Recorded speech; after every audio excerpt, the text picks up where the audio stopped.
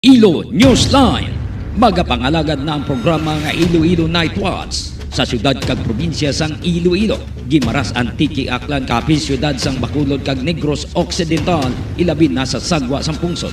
Ang ini nga programa magadala sa mga balita, impormasyon kag magasipad-sipad sa mga issues nga mangin patas ang presentasyon sa tanan kag mabatian sa Facebook page kag YouTube channel sang Iloilonewsline. Ang Iloilo Night Watch mangin mata kag dulunggan sa mga listeners kag mga viewers kag ini mabatian halin las 8:30 sang gabi tubtob las 10 sang gabi.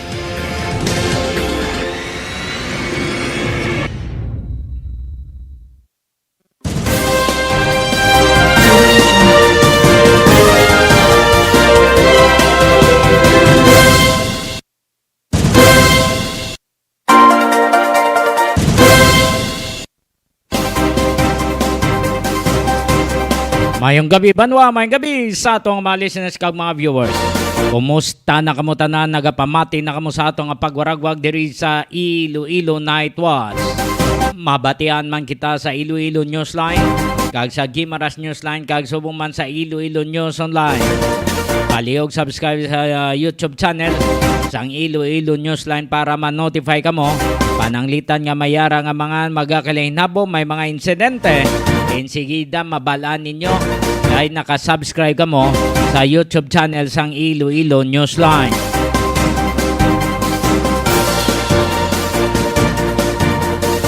Sa Luzon, Visayas, Mindanao, siyudad kag probinsya sang Iloilo, Antique, Aklan, Capiz, Negros Occidental, Bacolod kag Guimaras, Masbate, Palawan, Dumaguete kag Cebu City, maayad nga gabi sa inyo. Standby yan ay sa atong malis na standby sa aton nga mga viewers. Kaya check nato na aton local pag-asa. Ibalon nato ang sitwasyon sang panahon. Yara na sa aton nga linya ang weather specialist sa aton nga local pag-asa. Palihog standby. Iloilo Newsline Weather Update. Upod naton sa linya si Engineer Rafi Tapalis. Engineer, mayong gabi. Yes, mayong gabi sa tanan. Yung latest update sa panahon karong adlaw, October 11, 2022. Ang sentro sa Tropical Depression Maymay, para sa Kalayon, 265 kilometros, silangan sang kasiguran Aurora, coordinate 16.2 degrees north, 124.6 degrees east. May kabaskugon sang hangin na 45 kilometros per oras malapit sa sentro. Just na stop 55 km per oras, kag nagapabiling almost stationary. Bangod sining sistema, Western Visayas may paggalom-galom tubtob sa magalumang kalangitan, may mga isolated na pag-ulan, pagpanagog kag pagpangilatog sa mga localized thunderstorms. Mahina tubtob kasarangang hangin, halin namin na nasidyangan ang magapabiling sa Western Visayas. Kadagatan sa siling mga lugar, makanay tubtob kasarangan mga pagbalod. Temperatura sa Western Visayas subong na adlaw maghalit sa 26 tubtob 32 degrees centigrado. Kadlaw nagtunod alas 5:34, mabutlak buwas alas 5:38. Yan ang latest update sa panahon alin diri sa Pag-asa Iloilo.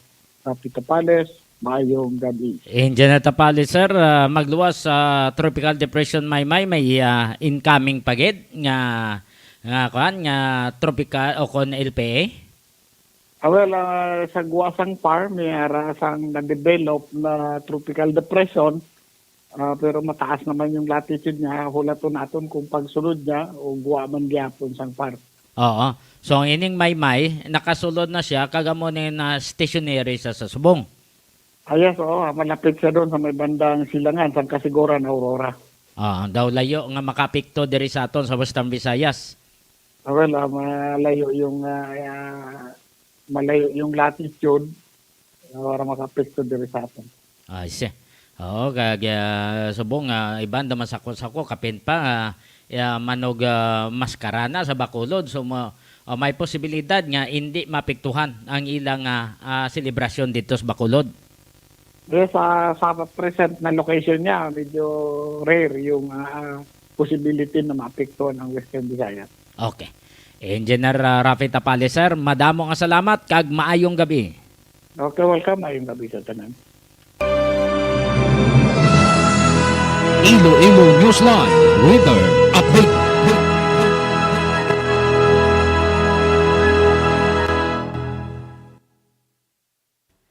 Nabatian si Engineer Rafi Tapalis ang ato nga lokal pag-asa.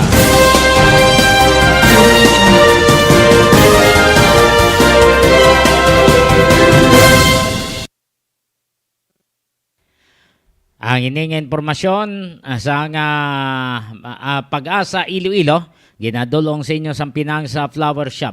Pinang sa Flower Shop, nagabaligya sa mga bulak, mga managmi nga mabulak, halin sa Cebu, halin sa Baguio, kadtuin nyo lang sa kay Mr. and Mrs. Cyril Tacosalme. Di ni makitaan, ara sa kilid sang Los Filipinos Bakery. May alaman das babaw, may skaparate madangalan nga Pinang's Flower Shop. No, kadtuin nyo lang da. Pwede man kamo gani maka-order kay ti dali na lang ang fiesta mina tayo. Aring number 0920-825-6483. 0920-825-6483 kag 0916-786-8896. 0916-786-8896. Pinang's Flower Shop.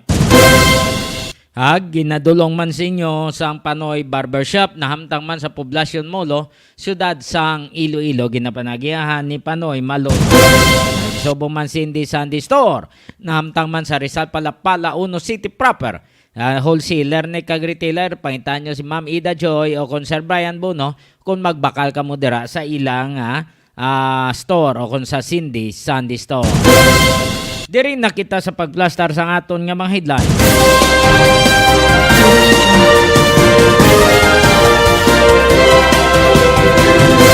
6.7 bilyones sa balor sang Shabu nga na-recover sa drug bust operation sa Philippine National Police Drug Enforcement Group dito sa Tondo, Manila.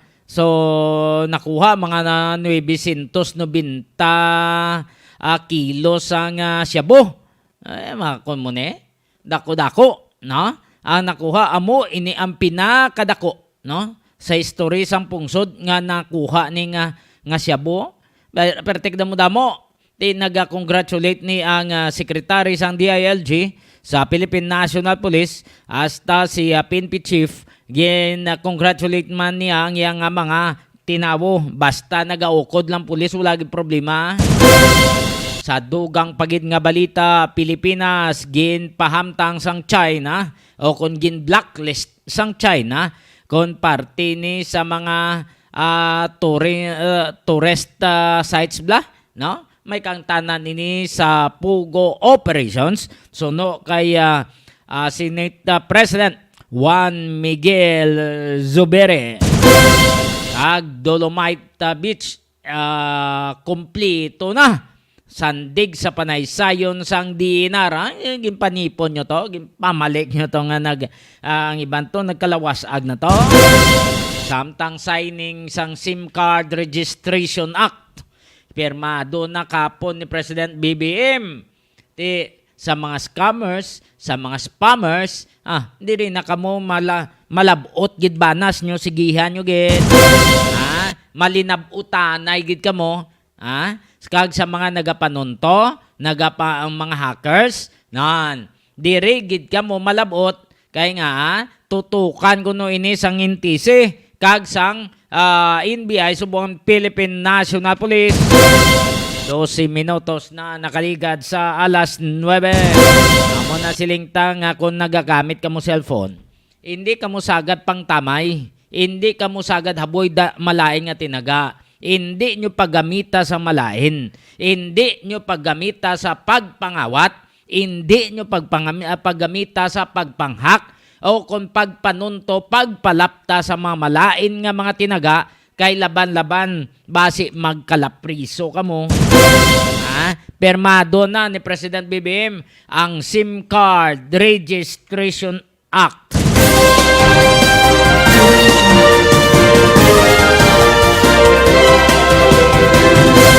Kung gamiton nyo, sinsakto lang. Hindi nyo pagabuyan o kung di ka mag-text nga sa mga kilala nyo, sa kontra nyo, kay basi malabot gid ka mo. Mafailan gid ka mo sang kaso, mangin kriminal ka mo. Nabangod sini sa Akta Republicana nga pagsulundan o kung kasuguan, no? Mayon ni gani. Mayo ni, masiling ka mo nga, why na privacy? Hindi, why man niya priso dayang nagahimo sa mayo? Para lang niya sa mga kalaan ng mga malain nga tawo. Para lang ni sa mga nagahimo sang kalainan. Ang ining nga laye nga SIM Card Registration Act. 14 minutos na nakaligad sa alas 9. Samtang dumduman nyo ni ang tatlo to kumbala ka mga miyembro to sa Abu Sayyaf to, no? Nga tuyo tani nga magpalagyo sa Philippine National Police Custodial Center nga hostage pa nila si Senator Laila de Lima. Ginarate dire sang sniper sang Special Action Force kung paano nila na-neutralize ning ang suspect ni nga nag-hostage sa kay Senator Laila de Lima matapos nga ginatagan nila sa ilimnon nga tubig kay nangayo tubig mo pag inom disgrasya gid sa mayon ni kay kurasunan mayad gid no kabalugid kay kabalugid maghimo sang iya nga katungdanan para masalbar ang isa ka tawo nga gin-hostage. 15 minutos na nakaligad sa last 9. Kag ibaloon man naton karon ang dugang nga mga balita may kang tanan sa pamatay ni sa mga lamharon nga mga negosyante dito sa Villa Panian, Estancia, Iloilo. Anong update? Kay sang nagligad gin-relieve to si Estancia Chief Police Lieutenant Jobert Amado. Sining karon lang nagpagwa man sang order ang Campo Crame nga ginpasa diri sa Police Regional Office number 6 nga naga-relieve sa kay IPPO Director Police Colonel Adrian Acolyador. Anong rason? So no sa kay PRO 6 Director Brigadier General Leo Francisco madamo sa mga kaso nga unsolved sa probinsya sang Iloilo. So nagakinanglan ko nung ilisan kag ang iilis dira temporaryo amo ini ang concurrent nga head sang Arto Division o Regional Intelligence and Investigation Division Regional Intelligence Division RID o kon Arto nga ginkilala kay Colonel Alinyo. Si Colonel Alinyo halin ni sa Manila Police District. Tawo ini ni General Francisco sa una. No? Dito na to sila nagdugay nga naginupdanay. Tigin panguhay ito. Kalabanan tawo yang mga opisyal ginkuha sa ilo dere. No? So, una nga ginbutang niya isayak tawo sa istansya. Subong ang direktor sa IPPO. Sinong masunod? Sa Rojas? Sa Kalibo? Sa Boracay? O kung sa Bacolod? Ang balantayan nina. No? Ipang plaster ni General Francisco iya mga tinawo man no? Para may saligan siya. Si Colonel Alinyo sa pagpungko nga head sang Arto una yaging nga ginlimpyuhan na yung Arto. Ginpang siligan niya kay damo ko no ramo, damo ko no higko, no? Ginpang kakasto ang mga pulis nga assign dira sa Arto. Ginpang ilisan ni Colonel Alinyo. Si Colonel Alinyo sa laligan kuno ini ni General Francisco. Kag si Colonel Alinyo nangita sang tawo nga ibutang dira sa Arto. Mga bag-o kuno na daang mga tinawo sang Arto, no? Kay may mga namutikan man si General Francisco nga ang iban kuno nga mga tinawo sang Arto, no? Sang ang ara na nagdugay may namutikan sa kuno nga nagahimo man sang kamalamalahan, nagahimo man kuno sa mga hindi legal. Ano ayhan? No? Ano ayhan ng hindi legal ni nga ginahimo sang iban tong mga tawo? Digin pang assign sa iban nga mga units, no? din sila na ihanigin pang-assign, dapat matandaan nyo na. Dapat makilala nyo na kung kanday sinoy na ang ginpang reassign sa iban nga mga units, no, nga nagasandig sa mga impormasyon nga nagagwa nga hindi konforme si Gerald Francisco sang ila nga mga ginahimo, no, ang ila trabaho dira sa Arto Division. Nakadamo da makilala ta din nakamoto. Tod nga nagahimo kamo mga dinamang-damang da. Nahimo kamo sa mga malain da. That's why nga gimpang kakas kamo tod na. Gapamangkot malang kita kay ti damog lalata na.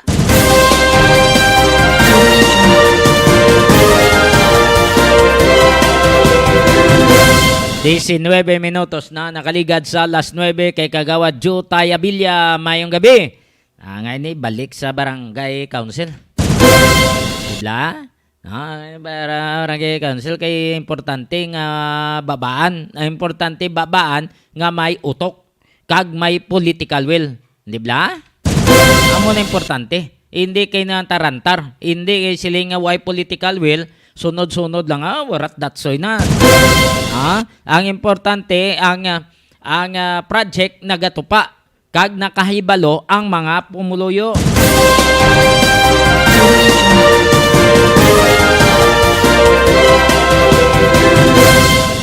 Kung sino man dira, abi ko palihog lang. Ay, kadugay, na iniya. Butangin nyo man lulutsan, abi, ang drainage system naton, be. Daway lulutsan niya. Binalik-balik lang, dugay-dugay, leptospirosis na kita ni. Dugay-dugay ranag na sa mga kabataan, katul sa mga kabataan. Butangin nyo man din. Daw na init na kita sa inyo mga inamosin na. Kay nang Jo Fonteveros, mayong gabi.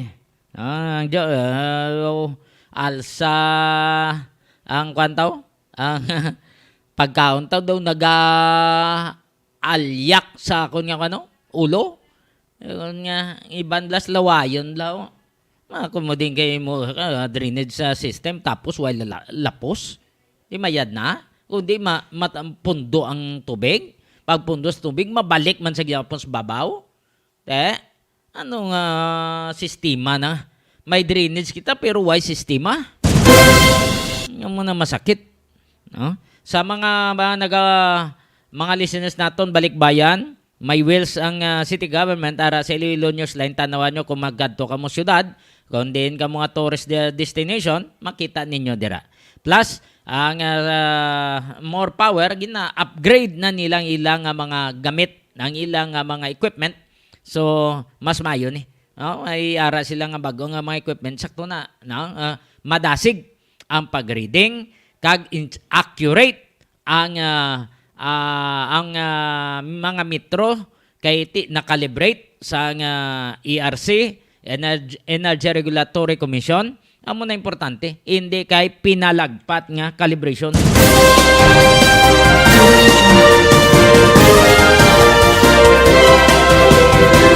More power Iloilo, bringing more to life. When we first arrived, we said we'd be more. And we were. We said we'd give you more. And we did. We even source 100% of our electricity from renewable energy, all while having the lowest rates in the country. But wait, no, that's not enough. This year, we're going to do more. But what does do more mean? It means more upgrades.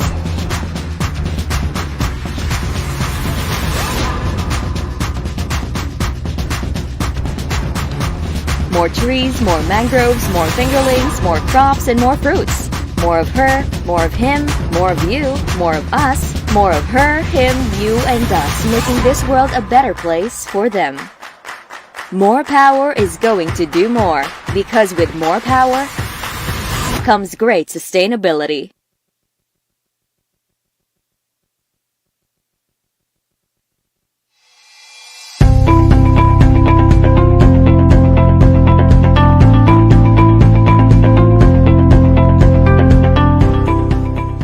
complex.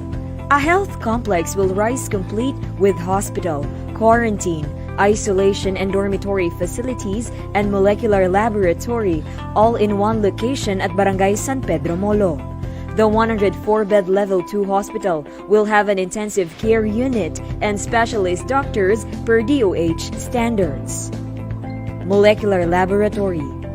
There's an urgent need for faster releasing of RT-PCR results to effectively and efficiently manage confirmed cases. With that, we converted the ALS building into a temporary COVID-19 molecular laboratory, hiring 34 medical technologists. Later on, the machines can be calibrated to test dengue and HIV. Contact tracing. We already trained 120 persons as contact tracers. The City Epidemiology and Surveillance Unit of the City Health Office is conducting aggressive contact tracing to locate all close contacts and manage confirmed cases efficiently and effectively. Patient transport. 6 ambulance units and 1 minibus are being used by the Iloilo City Emergency Response of the City Disaster Risk Reduction Management Office in transporting positive patients to healthcare or quarantine facilities. Modular Hospital. Iloilo City government and partners have started preparing additional beds for COVID-19 patients. This temporary hospital seeks to address the high health care utilization rate, considering the city-based facilities also catered to patients from 5 neighboring provinces in Panay Island. A 66-bed modular hospital, which is a 3-unit 22-bed per unit, will be built nearby Suok quarantine facility. An additional 32 isolation beds will also be built in front of the existing one, also in Suok. The isolation and quarantine facilities shall form part of the proposed hospital in collaboration with the Department of Health. Quarantine facilities. St. Therese Hospital, which has been non-operational for quite some time, has been lent for free and has been serving as a quarantine facility. This move is in preparation for possible increase in infections, which may be caused by the more contagious Delta variant. Iloilo City has put in place a total of 1,500 isolation beds, including close to 1,000 in government-run facilities and at least 500 private beds in various partner hotels in case of COVID-19 surge. This will cater to mild and moderate cases to give the already overwhelmed hospitals a breathing room. City-run facilities have provided lunch and dinner meals, medicines, vitamins, hygiene kits, and medical checkups. City Vax teams. The city's vaccination teams include City Health Office doctors, nurses, vaccinators, health workers, site managers, liga ng mga barangay, IT, PSTMO and PNP personnel, volunteers, and logistics team from the General Services Office. They target at least 10,000 vaccinations a day in the 5 identified mega sites: SM City, Robinson's Haro, Mega World Transport Hub, Central Philippine University, and Ateneo de Iloilo. They also conduct community-based vaccination in barangays identified as having low vaccination turnout. We have 28 medical officers or doctors, vaccinators composed of 51 nurses and 13 midwives, 16 nursing aides, 13 dentists, 303 assistants composed of BSPOs, health workers, health center staffs, and etc. Disinfection. City Health Office Sanitation Division disinfects city government offices that are locked down following confirmed cases, as well as national government agencies and establishments that request assistance. Volunteer fire brigades and Bureau of Fire Protection also help in disinfection. The threat of this pandemic has pushed the Iloilo City government to double its efforts in fighting the unseen enemy, without overlooking the usual health issues, problems, and concerns that need to be addressed. Let us continue to bring Iloilo City to the next level.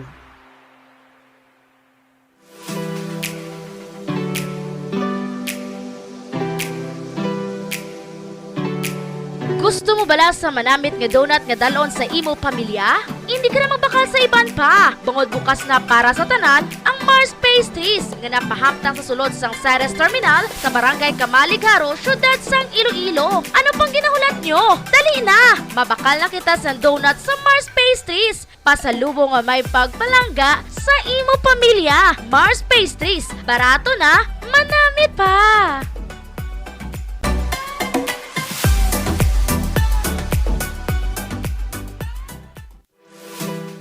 6, 7, go!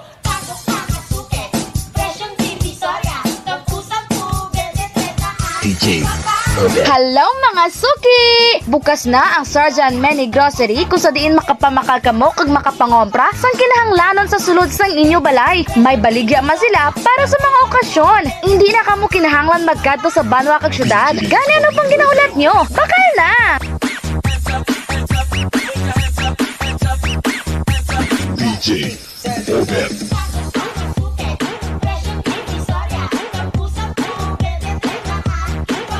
Ano pang ginahulat nyo? Bakal na sa Sarjan Many Grocery.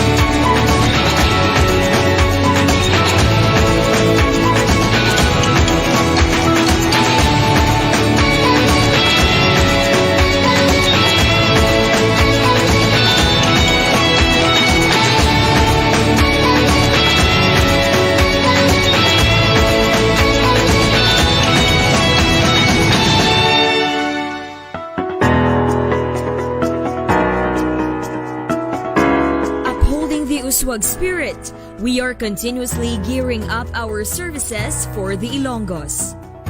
Wheels for Inclusive Development and Good Governance is our roadmap in bringing our city to the next level. This sixth agenda platform composes welfare, health,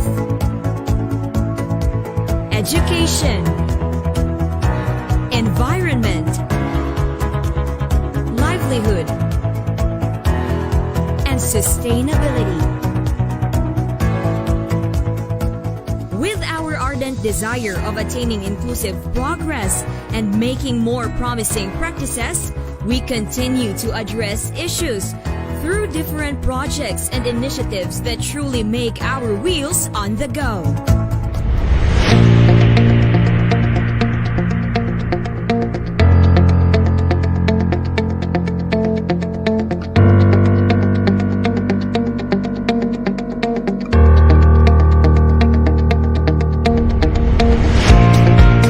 Our roadmap, Wheels for Inclusive Development and Good Governance, has been the backbone of our mission in bringing our city to the next level.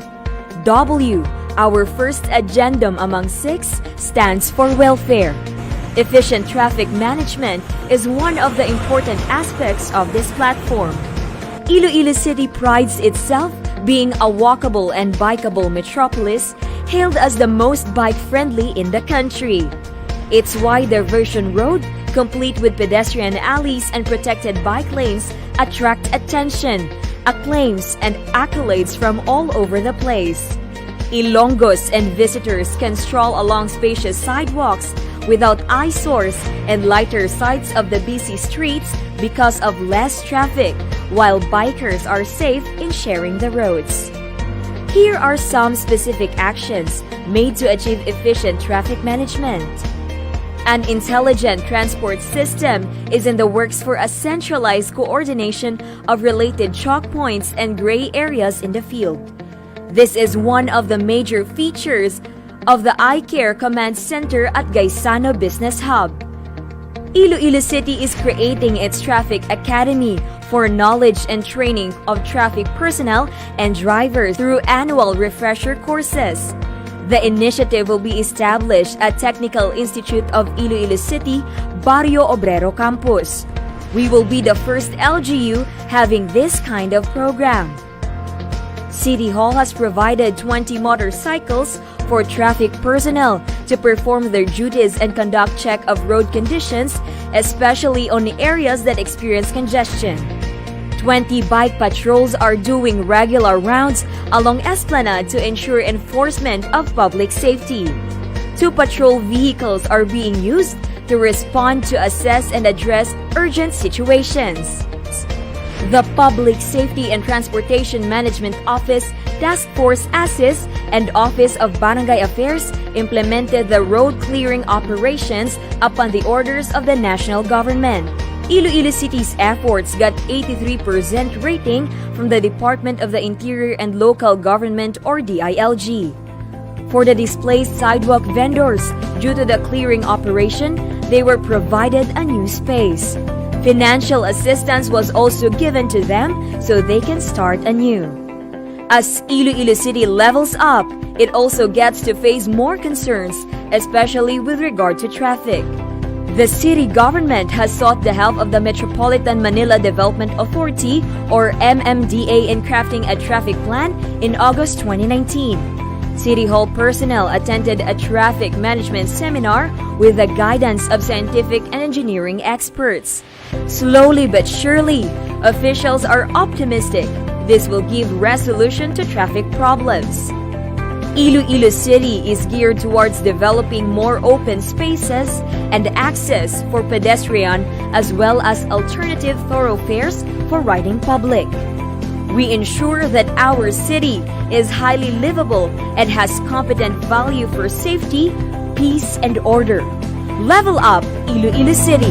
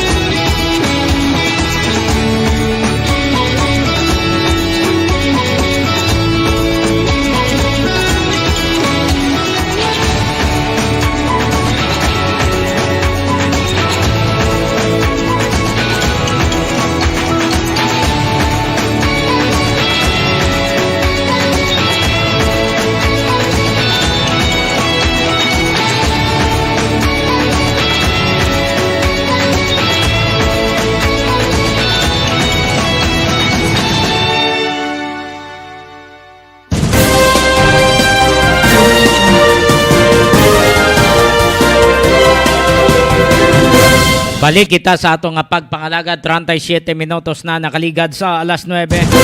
Kagini ginadolong sa inyo sa mga nagapangita sa mga priskang isda ara sa crossing patio Dueñas Iloilo. Pangitan nyo ang pwesto ni Niji Matupas kag ni Digol. Mayo da luto pag sila, magpaluto kamo para sa inyong mga okasyon. Kadtuin nyo lang da si Niji Matupas.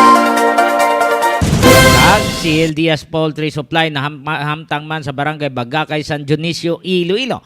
Ang si Diaz Poultry Supply nagabaligya sa mga feeds kang mabulong para sa kasapatan. Kadtuin nyo lang da palihog ang Sil Diaz Poultry Supply magpagunting mo ara man ada sa kilid niya. Hindi ganis toto chat nam gunting sinyo. Chat di bla. Ang Sil Diaz ginapanagyan ni Totong Lirek kag Cheryl Lucindo Diaz. Mayad nga gabi sa Lucindo family, mayo lang nga pagpamati kag may lang nga pagtanaw. Kag sa aton man nga mga listeners sa mga batch 92 sa Isat University.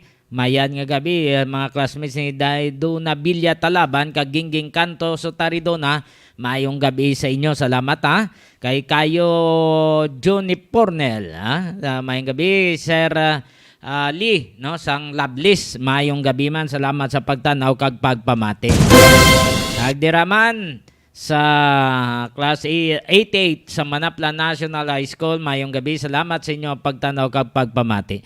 Kag subong man sa mga boardmates naton sa Andrades Boarding House, home along Dariles, no? San Nicolas Lapas, sa kay late Tiyoy Inot kag Tiyay Ilin, no? Sa mga boardmates naton, mayong gabi. Salamat sa pagtanaw kag pagpamati.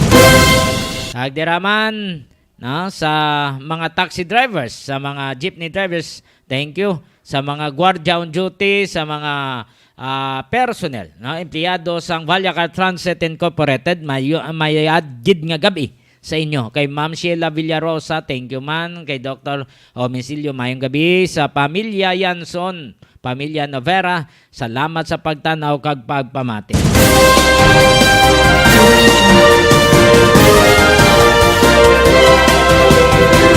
Ipabatita sa inyo ang head sa Special Action Force nga si Colonel Pispis. Nebinoy? Aliw ko?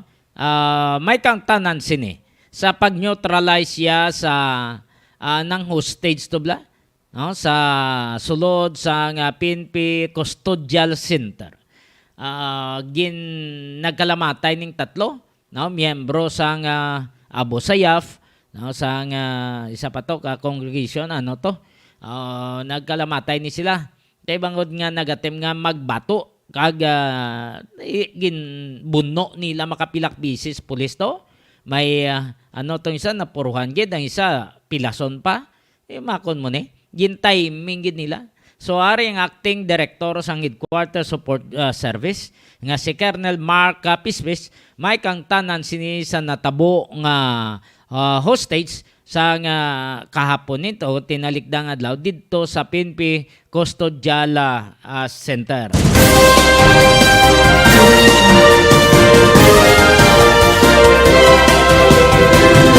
Lahat lang yung aktual na nangyari when you arrived dun sa selda ni Senator Laila de Lima, former Senator Laila de Lima, at ano yung hinihingi niya, paano nangyari na mag-aabot na kayo ng tubig, tapos bigla yung binarel. Paano nangyari yung incidenteng yon? Pagdating namin sa area, sinize up namin yung space, yung area ni ma'am. So nakita namin nasa inner na room. Pag nasa outer kasi na room, may isa pang door sa loob, bukas naman din. So nakikita namin, medyo madilim sa loob, pinatay yung ilaw. Pero nakikita pa rin natin si Sulayaw, tapos naka-side view si ma'am, nakaupo ng isang swivel na upuan. So ginawa siyang cover. Ang nakikita lang sa suspect ay yung upper lang, from shoulder to head. So from that time, negotiation, hanggat humingi siya ng helicopter, ng Hammer, media. Initial yun ang kailangan. Eventually, humingi siya ng tubig. So ito yung isang magandang pagkakataon para lalamig yung ulo. Tapos so nagbigay tayo ng bottled water, pina-roll natin sa floor. Pero nung makuha na niya, nagduda na baka may pampatulog.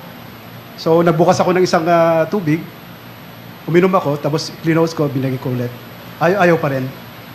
So by that time, every time sumisigaw si ma'am na nasasaktan ako, sabi. Nasasaktan ako. Then nag-threaten na siya na by 7:30, papatayin na kita. So mabilis lang na decision. Wala naman kaming time na mag-usap doon sa staff na nasa tabi ko na through visual pan na lang. Tapos nung humingi na siya ng bottled water, ng tubig, gusto niya sa dispenser. So pumasok ako sa first room. Humingi ako kay ma'am ng pahiram ng cup. Sabi ko, para may time lang na mag-usap. And then pumasok ako sa may dispenser. Tapos so, eto na po, sabi ko kay Sulayaw, ipinakita ko yung half body ko, tapos ibinigay ko yung tubig. Ayaw nang abutin, dahil pag abutin niya, lalapit sa akin. So, inilagay ko sa table, sa tabi. Tapos nung sinabi kong Feliciano, malalaglag ito. So nag-attempt siya na hawakan yung baso. Nung nakita kong medyo na-expose na yung ibang katawan niya, doon ko na inilabas yung baril.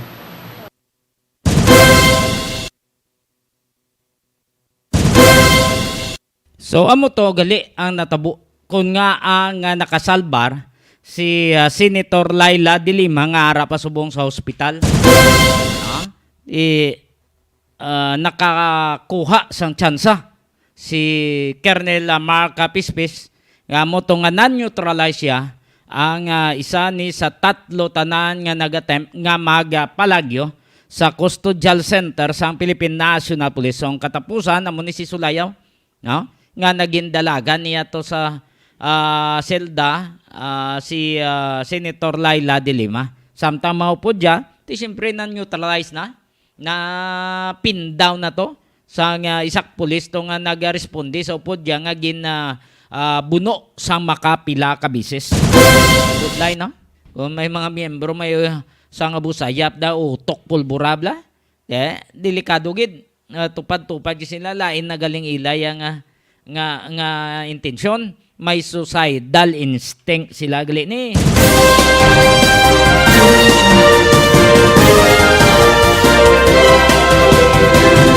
Ang ining informasyon ginadulong man sa inyo sang Eager Farm sa Barangay Balibagan, Este, Santa Barbara, Iloilo. Ang itlog sa Eager Farm, barato ka priska. Pwede ninyo matawgan si Juicy o kung si William Lagman. Aring ilang numbers, 5230039, 5230039 o kung 0947-856-4729, 0947-856-4729. So, pangitan nyo lang si Juicy o kung si William Lagman. Sa mga taga Santa Barbara, may gabi man, no? Dira sa UK. Ito tong Annalyn, kay Toto Rals, kay Nonoy Benito, may gabi sa inyo. Kumusta na kamo dira? Okay lang mo? Kag sa kay Maninay Nina Sales. Good evening. Diraman sa kay Maninay Duting sa Dumangas. Mayong gabi sa pamilya Duting da, mayong gabi sa inyo. Kag sa pamilya Bautista, pamilya Ginyes, La Pascua, sa pamilya Prado, no? Sa pamilya Apinan, Villanueva, Cabalunga, Cordova, Talavera, Malyon, mayong gabi. Sa Chay Supingda, mayong gabi.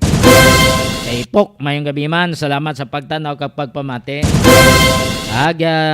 Sa Ludleaf Trading and Services, isa man kadako nga construction firm, basib lang magpahimo ka mo balay, magpa-construct ka mo sa mga supermarkets. Pangitaan nyo lang dahil ila opisina sa Block 5 Phase M, Francisco Homes Gio, San Jose del Monte City, Bulacan. O kung mag-text ka mo kay Engineer Joey Diaz, 0939-812-6336, 0939-812-6336. O kung mag-email ka mo sa maria_rosim@yahoo.com. Sa mga nahidlaw bla sa donut, kadto lang mo sa Ceres Terminal sa Kamaligaro, ara da Mars Pastries. Yun gani ng Bingbing Uswe, gani Ma'am Joy De Leon, hasta si Papa Jingo, na-endorse siya daw, tistingin nyo bla. Pang-endorse nila, mayad yun nga gabi sa mga katapos sa media nga nagamonitor. Thank you so much.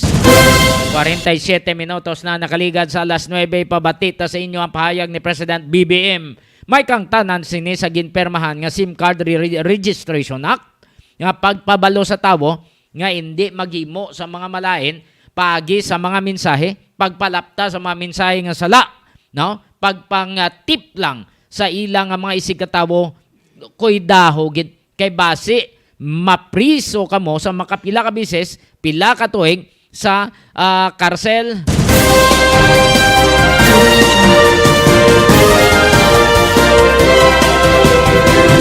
Ari si President BBM. I am pleased to join you here as we sign into law the SIM Card Registration Act. With the signing of this act, we will finally achieve what has long been overdue, an effective means of regulating the issuance of SIM cards to curb the spread of spam text messages and scams. We will soon be able to provide law enforcement agencies the tools needed to resolve crimes perpetrated with the use of these SIM cards, as well as providing a strong deterrence against the commission of wrongdoing.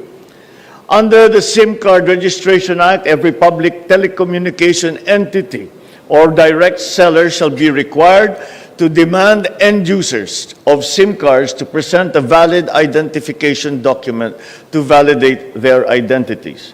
These telecommunications entities shall also be required to maintain a SIM card register of their subscribers, containing information required under this law. It also mandates that they submit a verified list of their authorized dealers and agents nationwide to the National Telecommunications Commission with updates every quarter of the year. To cover all users of SIM cards in this act, telecommunications entities are mandated to ensure the registration of existing prepaid SIM card phone subscribers within a prescribed period. Failure to comply results to the grant of authority for telecommunications entities to automatically deactivate services to the specific SIM card subscriber under the force of law. The use of false or fictitious information, the use of fictitious identities, the use of fraudulent documents or identifications to register a SIM card shall also be dealt with by appropriate penalties. Crucially as well, included in this crucial piece of legislation are provisions that make paramount the protection of confidentiality and data privacy rights of subscribers, which shall begin to take effect at the point of sale. Any information in the SIM card registration shall be treated as absolutely confidential unless access to this information has been granted by the written consent of the subscriber. These public telecommunications entities shall only be required to disclose information contained in the SIM card upon a duly issued subpoena or order of a court upon finding of probable cause. They can likewise be compelled to do so upon written request from a law enforcement agency in relation to an ongoing investigation, that a particular number is used in the commission of a crime or that it was used as a means to commit an unlawful act.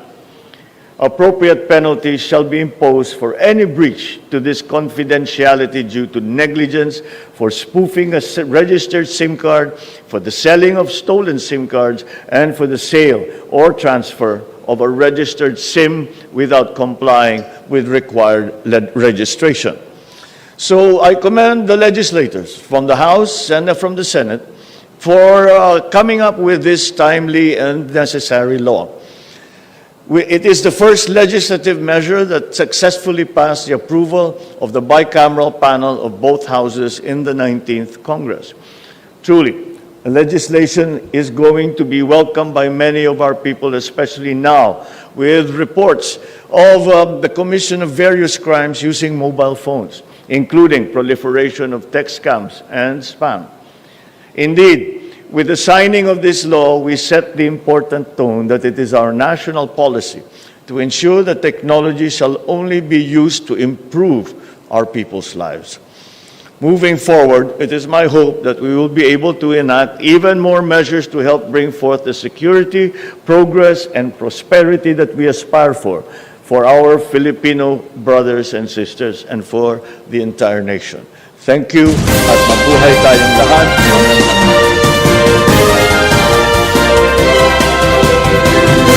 Si President Ferdinand Marcos Jr. So batian nyo ha, ginisa-isa yan ang ginpangambalta to. Amugid, no? So halong na kamo sa mga tunto da, sa mga nagapang panunto, nagapang pangchupi, no? Nagapangaboy sa mga malaing nga tinaga. Si disgrasya na kamo dire kay mayara na kita SIM Card Registration Act. Spammers nagapalapta sa mga malain nga mga tinagaw kon mga impormasyon. No? Nagapatalang sa mga tao. Scammers nagapang nagahimo sa mga malain na scam la, nagapanunto. Kuhaan niya ka kwarta, siling may trabaho, offer sa trabaho, tapos i-click mo manda, tapos makuha mo dita. Sa mga online nga loan, base disgrasya na ka mo diri? Base nga, kung sige-sige niya, base mabutang mo sa langalang?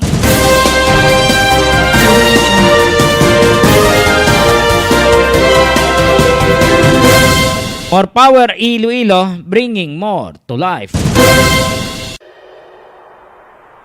When we first arrived, we said we'd be more. And we were. We said we'd give you more. And we did. We even sourced 100% of our electricity from renewable energy, all while having the lowest rates in the country. But wait, no, that's not enough. This year, we're going to do more. But what does do more mean? It means more upgrades.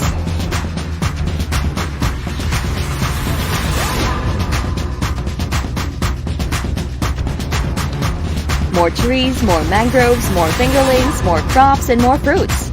More of her, more of him, more of you, more of us, more of her, him, you, and us, making this world a better place for them. More power is going to do more, because with more power comes great sustainability.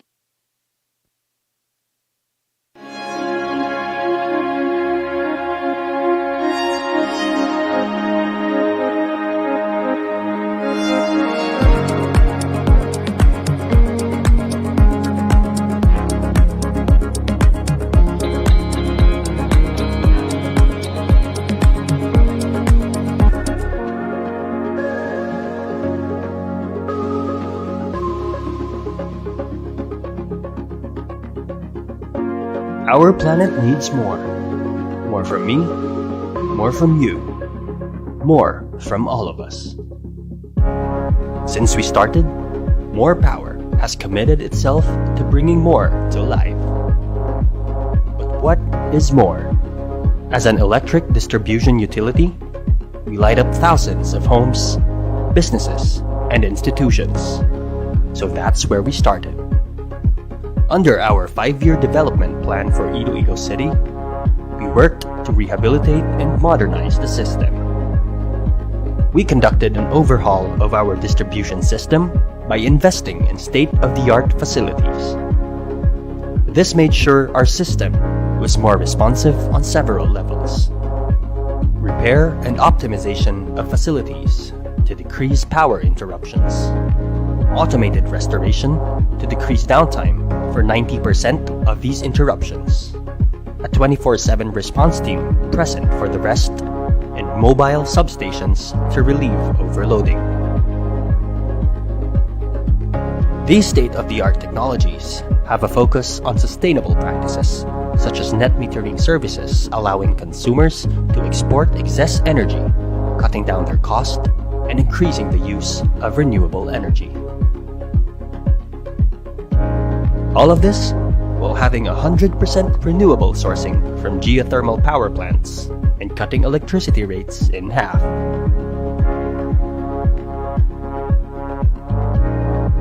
This made sure that the energy we supplied was more reliable, more accessible, more sustainable, and more affordable.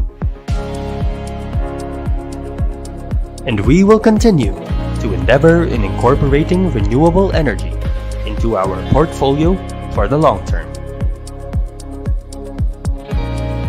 Our services are only limited by our technology, and when we upgrade, we can bring more to your life. We partnered with LGUs to streamline the application process to make electricity more accessible to all of our consumers. We are not afraid to take on pilferage syndicates. We collaborated with the LGUs to convert these illegal connections to legal connections. Justice and fairness must be the standard. Through the streamlined process, paired with our efforts to apprehend pilferers and crack down on illegal connections, we have reformed the energy sector.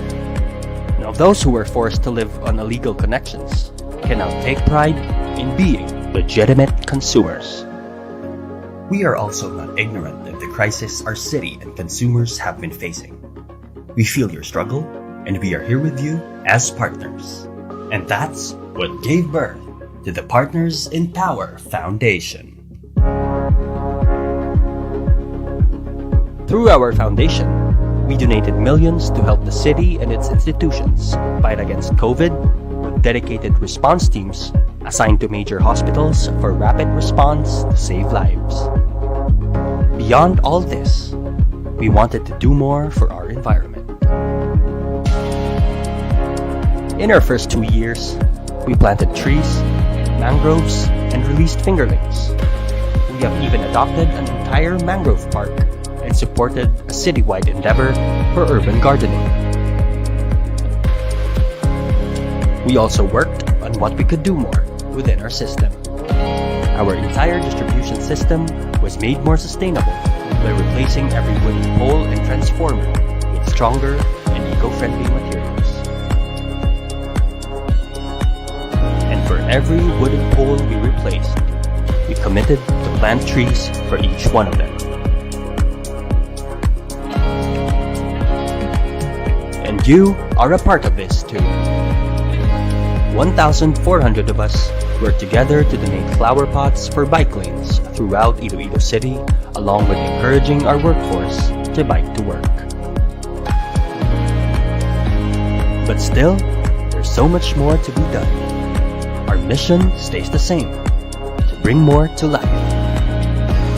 As long as we work together, we can do more, we can be more.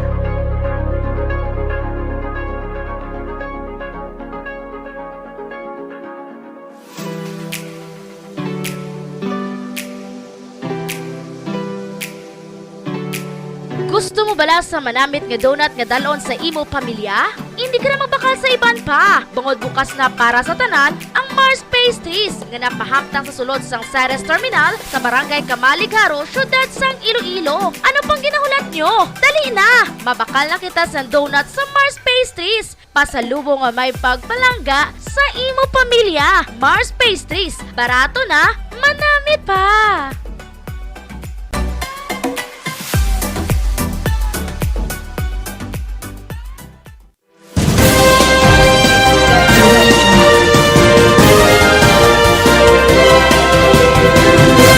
Impunto alas 10, ipabatita sa inyo ang pahayag ni Senator Juan Miguel Zubere, amo ng Senate President naton, may kang tanan ni sa ginapagwa nga informasyon sang China nga gina-blacklist ng aton nga mga tourist sites diri sa Pilipinas, may kang tanan ni sa issue sa Pugo operations.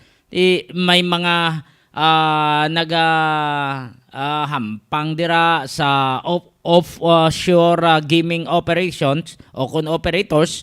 Ang iba na nga mga empleyado ay bigyan na pang kidnap na pagawad dalianay kaliwaan ng mo no kaliwaan ng ang China nainit guro sila gin blacklist nila nga ato nga mga tourist sites sa issue sang Pugo operations. Yari si Senator Juan Miguel Zubere, ang aton Senate President. The Ambassador Wang said that the Philippines now is part of a blacklist of tourist sites because they do not know if the tourists going there will be operating or will be joining POGO operations, and they do not know if their nationals, the Chinese nationals who go to the Philippines, will be safe from illegal activities being done by the triad, by the syndicates operating POGOs. They may also be kidnapped, mistaken for POGO operators. So that is the reason why there's been a significant drop of Chinese tourists. By the way, which was the largest number of foreign tourists pre-pandemic in the Philippines. We had about according to the ambassador, about 2 million tourists in 2019 pre-pandemic. The most across the region. And now, hardly any, well, because also it's pandemic, they're very restrictive. But according to him, because of the problem of Pogo, Ambassador Wang said that the Philippines now is blacklisted and tourists are discouraged to go to the Philippines because of this particular problem of Pogo. And he kept repeating that the social costs are very high, Mr. Senate President, and we wish that the Philippine government take action on this. You also mentioned that when China banned POGOs and discouraged other countries to host them, others were compliant. The Philippines, of course, didn't really heed that call. And in effect, did you mention something about the decrease in tourist arrivals, or at least the Chinese government directive to discourage tourism in the Philippines? Yeah, Mr. Chair. I think the timing was also kind of unfortunate because this was actually in 2019 when they did this threat of a blacklist, and so the year afterwards is a pandemic year, and so we still don't know if for sure it was really because of the COVID-19, the lockdowns that reduced those number of. But we are supposedly in that blacklist of countries to visit, right? Yeah, that was the threat of the Chinese government. No, threat or an actual issuance? No list was released. It was just we were one of those countries called out. Oh, okay. Our attention was called. Yeah. Just for the record, because we want to set the record straight, we don't want to necessarily panic anyone by saying that we are in that list. That, regardless, this is what's happening, and from the information that I've received, Chinese tourists that come to the Philippines, when they stay here for a certain period of time, it will look suspicious once they return to China. For example, kung bumisita sila dito at lumagpas sila ng ilang buwan, iisipin kaagad doon, pagbalik nila, na baka may sinalihan ditong isang industriya na hindi nila pinapayagan. So dahil doon, yun din ang dahilan kung bakit yung mga nandito ayaw nang bumalik diretso sa China. Dadaan muna ng mga ibang bansa sa Asia bago pumunta ng China para hindi paghinalaan.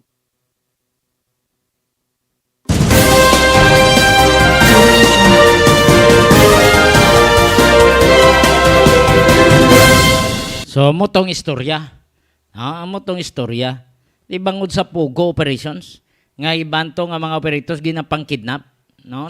Dira na nag-intensyon, sulod sa isip sa mga Chinese national, hindi na lang magkadto sa Pinas.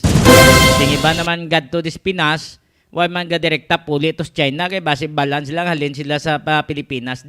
Why nila ginsunod ang ila pang gobyerno to. No? Gagi sila sa iban nga pungsod. So no, sa Senator Grispo nga mo acting Senate President, tinanaog sa iya nga palangakuan o kon sa iya nga chair si Senate President Juan Miguel Zubiri kay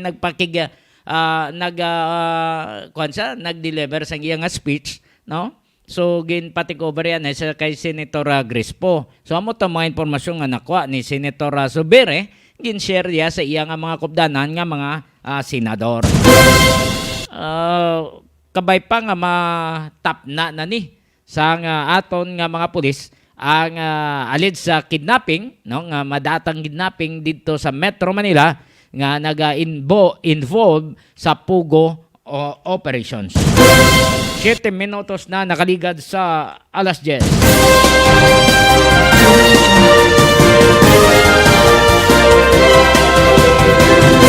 Maninay pasing Biko kagay Soon Kaloy da mayang gabi, no? Soon Kaloy Biko sa pamilya Ipitito, no? Thank you so much sa pamilya ni Ching Claveria sa Antique mayang gabi man, no? Sa mga taga Antique da mayad gid nga gabi sa inyo nga tanan.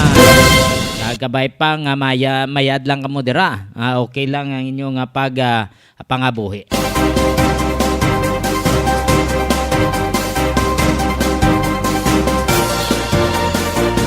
Wala na kita sa tiniyon sa atong pagpangalagad.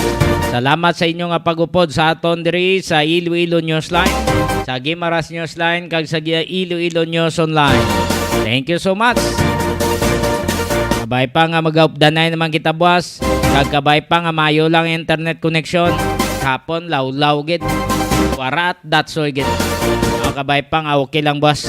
Kay para talon sa aton nga pagdala sa mga issues, mga informasyon. Opo na kay Toto Boy Jeff kag Nonoy MJ ni ang inyo alagad Johnny Yanson Diaz. Madamo nga salamat kag mayong gabi Pilipinas para sa Iloilo Newsline.